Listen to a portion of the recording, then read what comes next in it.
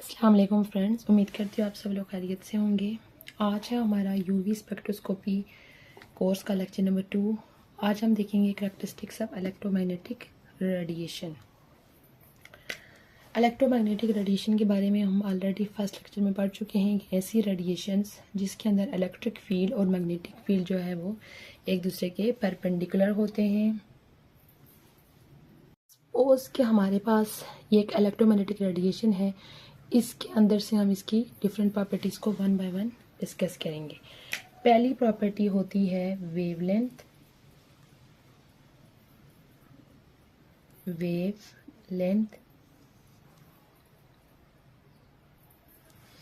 Wavelength के लिए हम कौन सा सिंबल यूज़ करते हैं? ये वाला सिंबल यूज़ करते हैं और इस सिंबल को पढ़ते हैं लैम्डा। वेवलेंथ क्या है? ये आप देख सकते हैं कि हमारे पास ये जब वेव बनती है तो ये हमारे पास यानी कि इस तरह की ओसिलेशन जो क्रिएट होती हैं, ये जो ऊपर वाली साइड पे जो बनती है इसको हम बोलते हैं क्रेस्ट, और जो नीचे वाली साइड पे ये बनेगा इसको हम बोलेंगे ट्रफ। तो वेवलेंथ क्या होगी कि दो कंसेक्टिव का मतलब होता है एक दूसरे के करीब, एक दूसरे के बाद आने वाले। ये देखें, एक क्रस्ट ये हो गया, एक क्रस्ट ये हो गया, इनके दरमियान में ये जो डिस्टेंस है ये क्या कहलाएगा? वेवलेंथ। इसी तरह दो ट्रफ के दरमियान डिस्टेंस, यानी हमारे पास एक ट्रफ ये हो गया और एक ट्रफ ये हो गया, इनके दरमियान में जो डिस्टेंस है वो भी क्या कहलाएगा? वेवलेंथ। तो वेवलेंथ की क्या डेफिनेशन होगी? यानी वेवलेंथ की क्या डेफिनेशन हो गई? The distance between two consecutive crest और ट्रफ के दरमियान जो डिस्टेंस होगा वो क्या कहलाएगा? वेवलेंथ। इसकी सिंबल मैं ऑलरेडी बता चुकी हूँ कि वेवलेंथ के लिए हम कौन सी सिंबल यूज़ करेंगे? ये वाली सिंबल यूज़ करेंगे। अब हम इसकी यूनिट्स देख लेते हैं कि वेवलेंथ की हम कौन कौन सी जो है यूनिट्स यूज़ कर सकते हैं। वेवलेंथ के लिए एंगस्ट्रम का यूनिट यूज़ हो सकता है। एंगस्ट्रम होता है 10⁻⁻10 मीटर। उसके अलावा हम इसके लिए नैनोमीटर का यूनिट यूज़ कर सकते हैं। नैनोमीटर होता है 10⁻⁹ मीटर। उसके अलावा हम इसके लिए माइक्रोमीटर का यूनिट भी यूज़ कर सकते हैं, ये होता है 10⁻⁻6 मीटर। उसके अलावा पीकोमीटर का यूनिट भी यूज़ हो सकता है, इसका होता है 10⁻⁻12। लेकिन हम मोस्टली ये पहली दो यूनिट एंगस्ट्रम और नैनोमीटर को यूज़ करते हैं।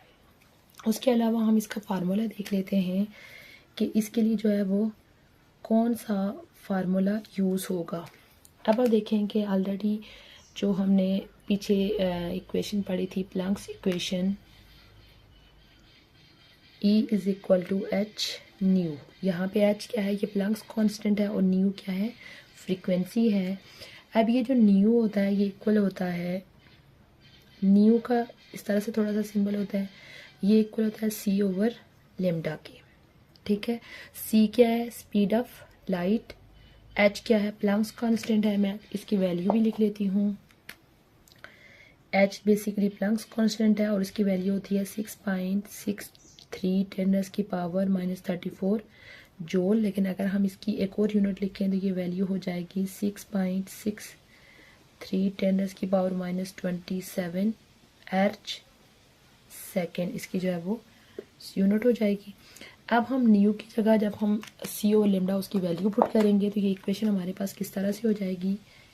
E = h न्यू की जगह हम लिख लेंगे c/λ। यहाँ पे आप देखें h भी कांस्टेंट है, c भी कांस्टेंट है, तो हम इसको ऐसे भी लिख सकते हैं कि hc को हम इधर लिख लें और ये हमारे पास ये हो जाएगा। तो इसका अगर हम रिलेशन देखें एनर्जी का वेवलेंथ के साथ, क्या रिलेशन बनेगा? इनवर्स रिलेशन बनेगा। यानी कि जितनी वेवलेंथ किसी की ज़्यादा होगी उतनी ही उसकी क्या होगी? एनर्जी कम होगी। जैसे कि इलेक्ट्रोमैग्नेटिक रेडिएशन, डिफरेंट तरह की रेडिएशंस होती हैं, gamma rays, cosmic rays, ultraviolet rays, infrared rays, उन तमाम रेज का यही रिलेशन होगा कि जिन रेज की वेवलेंथ ज़्यादा होगी उनकी एनर्जी क्या होगी? कम होगी, और जिनकी वेवलेंथ कम है उनकी एनर्जी क्या होगी? ज़्यादा होगी। ये थी हमारी पहली प्रॉपर्टी इलेक्ट्रोमैग्नेटिक रेडिएशन की। उसके बाद दूसरी प्रॉपर्टी है फ्रीक्वेंसी।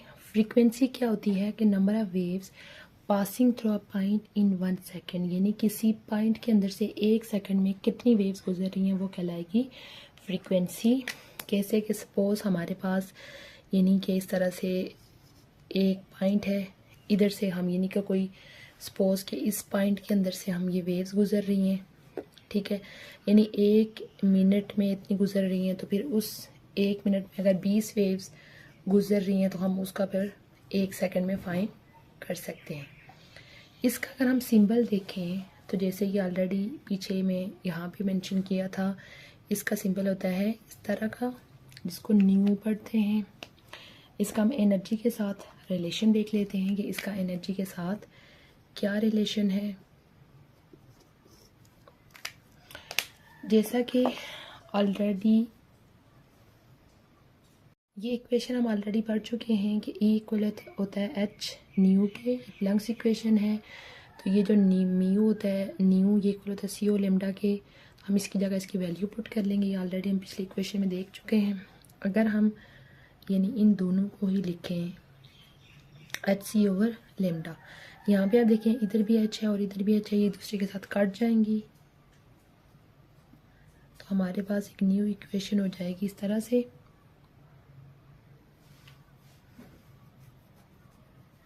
यहाँ पे आप देख सकते हैं C क्या है, कांस्टेंट है, तो ये हमारे पास इक्वेशन किस तरह से हो जाएगी 1 ओवर लेमडा। यानी कि फ्रीक्वेंसी और वेवलेंथ का भी कौन सा रिलेशन है, इन्वर्स रिलेशन है, यानी कि जिसकी वेवलेंथ ज़्यादा होगी उसकी फ्रीक्वेंसी कम होगी और जिसकी फ्रीक्वेंसी ज़्यादा होगी उसकी वेवलेंथ कम होगी। अब हम फ्रीक्वेंसी की यूनिट्स देख लेते हैं कि फ्रीक्वेंसी को किन किन यूनिट्स में लिखा जा सकता है। इसका यूनिट होता है पर सेकेंड, उसके बाद हर्ट्ज़, साइकिल पर सेकेंड, ठीक है।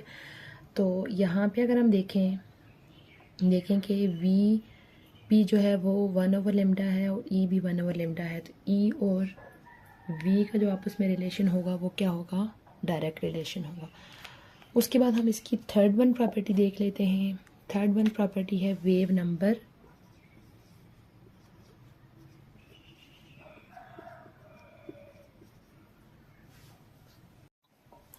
वेव नंबर का अगर हम सिंबल देखें, इस तरह का इसका सिंबल होगा, ऊपर इसके ऊपर बार लगा होगा।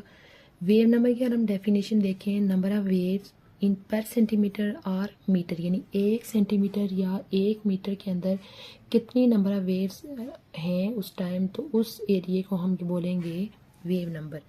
यानी कि आप समझते हैं कि अगर हमारे पास यहाँ से यहाँ का जो एरिया है वो पर मीटर है, तो हम यहाँ से काउंट करेंगे कि यहाँ से यहाँ तक 1 वेव बनेगी, यहाँ से यहाँ 2, यहाँ से यहाँ 3 और यहाँ से इससे आगे 4, यानी कि 1 सेंटीमीटर के अंदर जो है वो कितनी वेव्स मौजूद हैं, 4 वेव्स मौजूद हैं। ये इसका क्या कहलाएगा, वेव नंबर। तो वेव नंबर की क्या डेफिनेशन हो गई, नंबर ऑफ वेव्स पर सेंटीमीटर और मीटर। इसकी अगर हम यूनिट्स देखें तो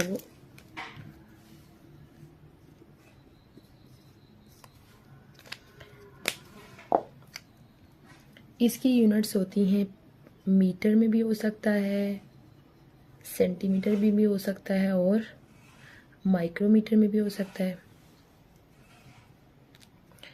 उसके बाद इसका हम फार्मूला देख लेते हैं कि इसका फार्मूला किस तरह का होता है। इसका जो दूसरे होते हैं ये वाले वेवलेंथ और एनर्जी, इनके साथ इसका क्या रिलेशन है। जैसे कि हम ऑलरेडी जो फार्मूला पीछे हमने देखा है उसी फार्मूले को हम कंटिन्यू करेंगे। E is equal to H nu, और न्यू की जगह हमने पुट कर लिया C बाय लेमडा। यहाँ पे आप देखें कि ये होता है, यानी कि जो यहाँ पे 1 ओवर ये जो वेव नंबर होगा वो इक्वल होगा 1 ओवर लेमडा के। अब हम यहाँ पे इसी इक्वेशन में 1 ओवर लेमडा को अगर अलग कर लें तो उसकी जगह हम वेव नंबर लिख लेंगे।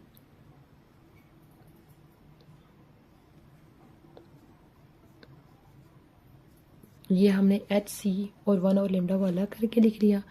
इसकी जगह हम ये लिख लेंगे E is equal to HC, और इसकी जगह हमने क्या लिख लिया, वेव नंबर। तो H भी कांस्टेंट है और C भी कांस्टेंट है, तो एनर्जी का वेव नंबर के साथ कौन सा रिलेशन बनेगा, direct relation. E directly proportional to wave number, यानी कि जितना वेव नंबर ज़्यादा होगा उतनी एनर्जी ज़्यादा होगी, और जितना वेव नंबर कम होगा उतना एनर्जी क्या होगी, कम होगी। लेकिन वेव नंबर का वेवलेंथ के साथ क्या रिलेशन है, इन्वर्स रिलेशन है, लेकिन एनर्जी के साथ इसका क्या रिलेशन है, डायरेक्ट रिलेशन है। यानी फोर्थ वन प्रॉपर्टी है एनर्जी।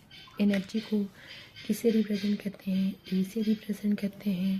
तो एनर्जी का इन सब के साथ क्या रिलेशन है, ई का अगर हम रिलेशन देखें फ्रीक्वेंसी के साथ डायरेक्ट रिलेशन है, वेव नंबर के साथ डायरेक्ट रिलेशन है, फ्रीक्वेंसी के साथ भी इसका डायरेक्ट रिलेशन है, लेकिन ई का वेवलेंथ के साथ क्या रिलेशन है, इनवर्स रिलेशन है। उसके बाद लास्ट वन प्रॉपर्टी है एम्पलीट्यूड।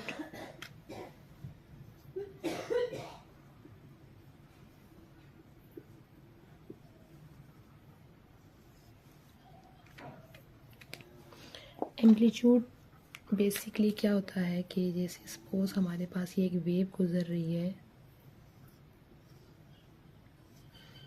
यहाँ से, यानी कि इधर से लेके पर तक इसकी जो हाइट बनेगी ये होता है इसका एम्पलीट्यूड। इसी तरह एक अगर दूसरी वेव है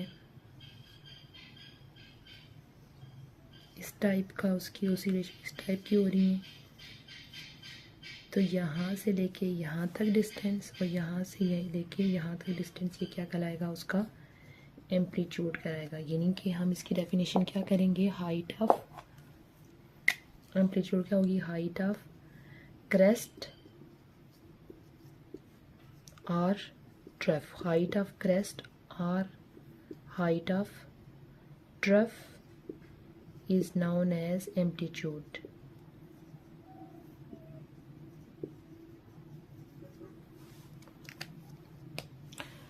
आज का हमारा लेक्चर था करेक्टरिस्टिक्स ऑफ इलेक्ट्रोमैग्नेटिक रेडिएशन, जिसमें हमने उसकी 5 करेक्टरिस्टिक डिस्कस की।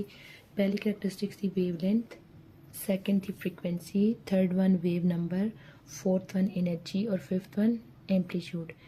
उम्मीद है आपको आज का लेक्चर अच्छा लगा होगा। इंशाल्लाह बहुत जल्द मैं एक न्यू टॉपिक के साथ हाजिर होंगी। तब तक के लिए अल्लाह हाफिज़।